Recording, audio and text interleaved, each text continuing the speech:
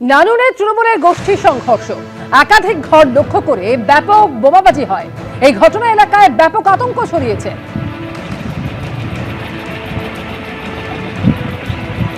CC ক্যামেরার footage এই মুহূর্তে দেখতে পাচ্ছেন, একের পর এক বোমা ছোড়া হচ্ছে।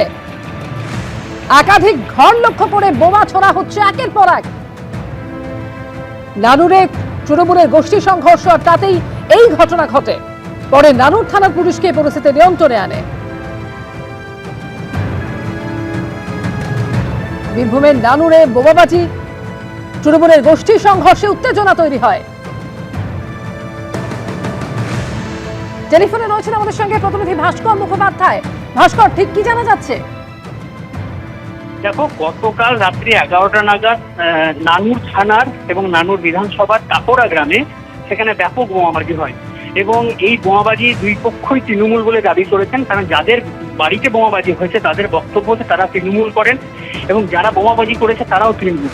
এবং ঘটনা যেটুকু জানা যাচ্ছে প্রশাসন সূত্রে, যে বেশ কয়েকদিন ধরেই এই গ্রামে একটা ঝামেলা চলছিল এবং তার সঙ্গে সম্প্রতি যে বালিঘাটগুলি খোলার কথা বলা হয়েছে প্রশাসনের তরফ থেকে, নিয়েও একটা অশান্তি চলছিল এবং সেই পুরো অশান্তিকে কেন্দ্র করেই গতকাল রাত্রি 11টা নাগাদ একাধিক বাড়ি লক্ষ্য করে, প্রায় 6 থেকে 7টি বাড়ি লক্ষ্য করে ব্যাপক বোমাবাজি করা হয় এবং 10 থেকে 12 জনের মতো দুষ্কৃতী ছিল, যারা হাতে ব্যাগ নিয়ে, ব্যাগের মধ্যে বোমা রাখা ছিল, সে বোমা নিয়ে তারা বোম মারে। এর ফলে বেশ কয়েকটি বাড়ি কাঁচ ভাঙচুর করা হয় এবং ক্ষতিগ্রস্ত হয়। এই ঘটনা এখনো পর্যন্ত আহত না হলে ঘটনাস্থলে নানুর থানা পুলিশ পৌঁছায় এবং পরিস্থিতি নিয়ন্ত্রণ নেন।